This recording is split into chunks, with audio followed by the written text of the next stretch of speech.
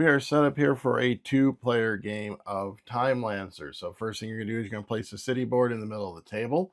You're going to place the Timelancer HQ on a spot that has 6 spaces around it. You're going to shuffle the rest of the tiles, put 6 tiles around the Timelancer HQ, and then grabbing the rest and kind of putting them however you want in the city, following a couple of rules of all city tiles must be placed within the borders of the city, and all city tiles must be adjacent to at least 2 other city tiles. So there's no kind of going up here up on its own. You need to have at least 2 city tiles adjacent to it. So this is the rough one that I have done for this tutorial. You are then going to separate the event cards by their type. You have your cultural, your military, your science, and your social. You're going to shuffle up the decks. You are going to deal out 3 for a display, and then having the decks nearby to refill that display. Normally you'd have them on the sides, but because of space constraints, this is how it is set up. You are going to have the Enforcer. You're going to shuffle their deck. You're going to reveal the first card. Just put the Enforcer there for now. He will be going onto the board here at the end of the round. You are going to have the supply trays with all of the different various resources within easy reach of all players. You are going to shuffle the side jobs deck and put that within reach of everyone as well. You are going to choose a first player and give them the first player marker. Each player is then going to choose a character. They are going to grab their matching character piece, the character card, the time machine, 4 goal markers. There's one right here on their board. And a reference card that shows on your turn, ending the game, and all of the iconography as well. So then each player is going to put their character marker on the Timelancer HQ, one of their goal markers on their move tracker. Each player is going to get 2 side job cards to put into their tableau to be able to fulfill. You're going to keep these secret from the other players. Then, depending on player order, each player gets a certain something. I, as a first player, get 5 gold and 1 time gem. Second player, we get 5 gold and 2 time gems. Then, starting with the last player and working backwards to the first player, each player is going to choose an event card and put it on their reserve space. These will typically be turned sideways on here. I just have it kind of face up so you can kind of see the one that I reserved.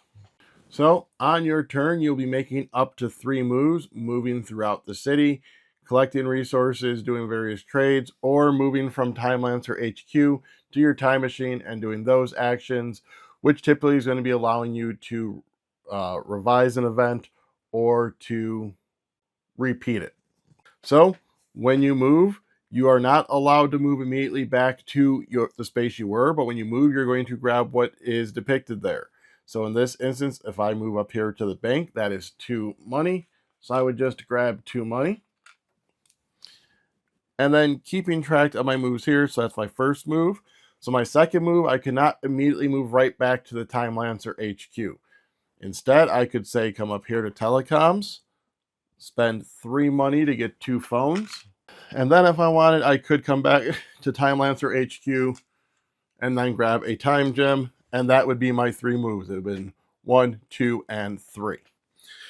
Typically, you are not allowed to end your turn where another player is. The HQ is the one exception to that rule. So had my opponent been here, I would not be able to go here, here, and then end my turn here. However, I could move through them as long as I don't end on the same space as my opponent. Alternatively, from Timelancer HQ, I can move to my time machine located down here. I can go to any of the spaces and perform the actions as shown. When you perform the action, you're going to look up to see how many time gems you need to spend, and you will spend those time gems, returning them to the supply. These actions here are going to be either revising or repeating an event from history.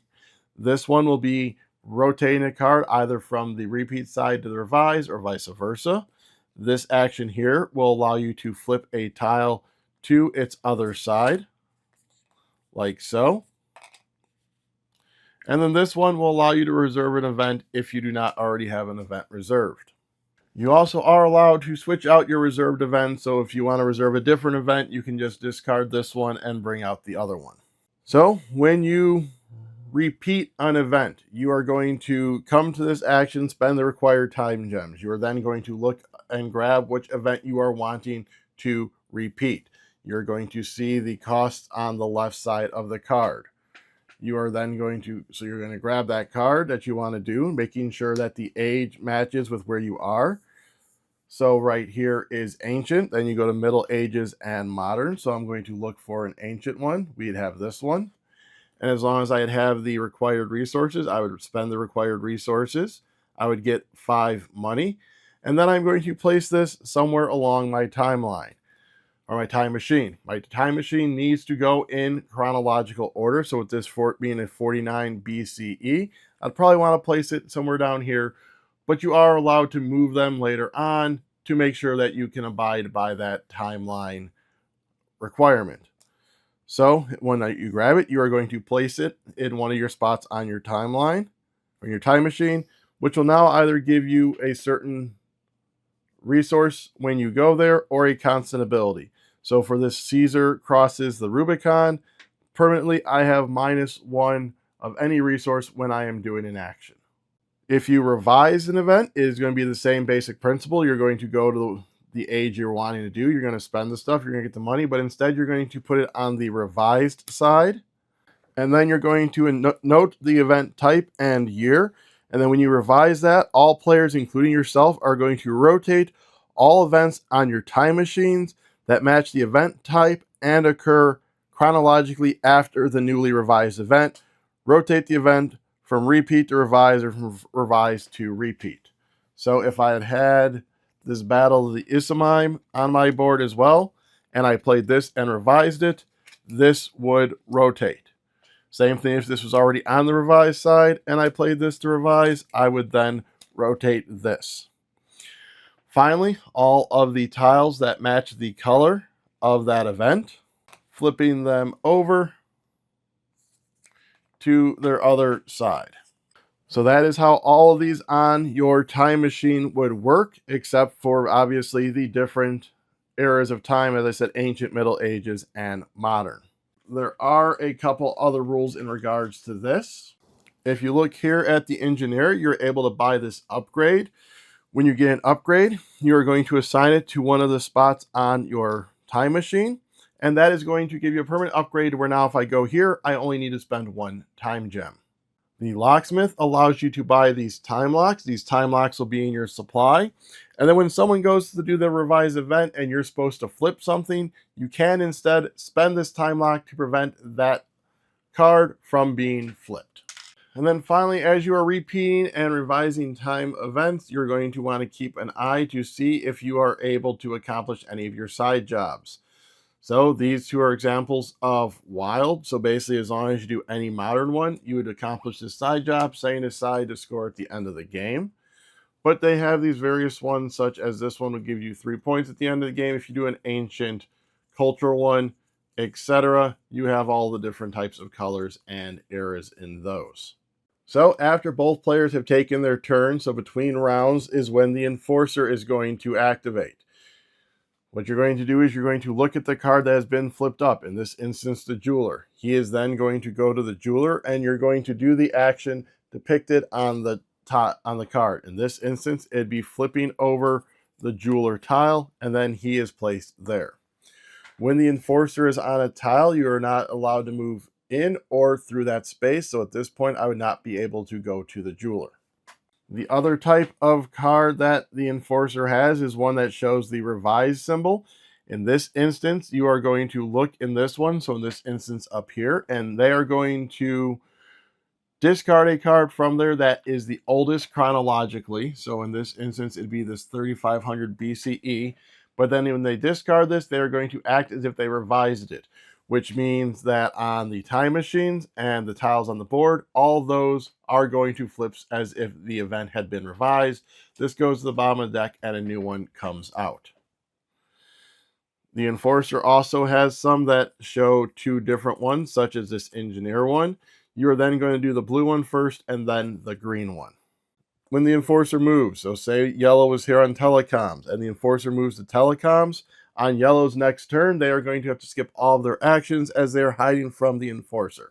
So make sure you are not on the spot where the enforcer is going to end up. The end game is going to get triggered once someone has completed all of the objectives on their faction card. For mine right here, I need to have one green repeated event. In red, I need a repeated and a revised, and I need revised in blue and yellow. So as you get them, you can put your discs on them. But before you know for sure you have ended the game, make sure to double check, because as they do rotate, they could possibly get affected and not be accomplished anymore. However, once someone has locked in all four, they no longer can be removed. They have triggered the end of the game, and the end game begins. At that point, you are going to finish out the current round with anyone who's not taken a turn yet that turn taking it. Once all those players have taken their turn, you'll do the enforcer action one last time. Again, though, no one who is locked in their four will have their events changed. However, if you didn't lock in all four, the enforcer may end up messing with your events. You are then going to go into endgame scoring. You are going to score points for your captured events, depending on which side is face up. So this one would be worth 6 points if you've repeated it, 7 points if you've revised it. You're going to get 2 points per faction goal you have completed. Any side jobs are going to give you the points based on top. So in this instance, 1 for these. You're going to get 1 point per upgrade on your time machine, 1 point per time lock you have remaining, 1 point for every 3 resources, and 1 point for every $5.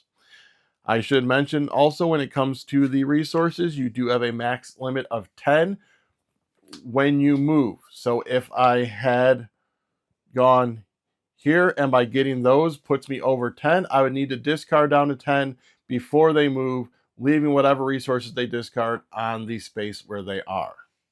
There, however, is no limit to your time locks, your money, or the time gems you are allowed to have. So again, after you total all that up, most points is the winner. There is an advanced mode of play, which has the other side of the faction cards, which requires more tasks to be completed. In this instance, 9, which would be your entire time machine, as opposed to the 5 in the basic one. And the one other rule that is different in the advanced game is this rotate event. So normally if I had rotated this event, nothing would happen. We wouldn't do the revised history action. But if you are playing with the events, if someone does rotate an event, that does count as revising, and you would have to do the whole revising things, flip-flopping everything. But otherwise, that is the basics of Timelancers. Hope you enjoyed. If you can go ahead and give us a like, subscribe, comment, share, and ring the bell down below, that would be appreciated. If you're looking for games to buy, you can check out Miniature Market, and you can use our affiliate link down below, to where we get a portion of that sale if you use our link. Finally, if you want to possibly see our videos early, then you can go ahead and join our channel with the join button down below as well. All right, so get out and change history.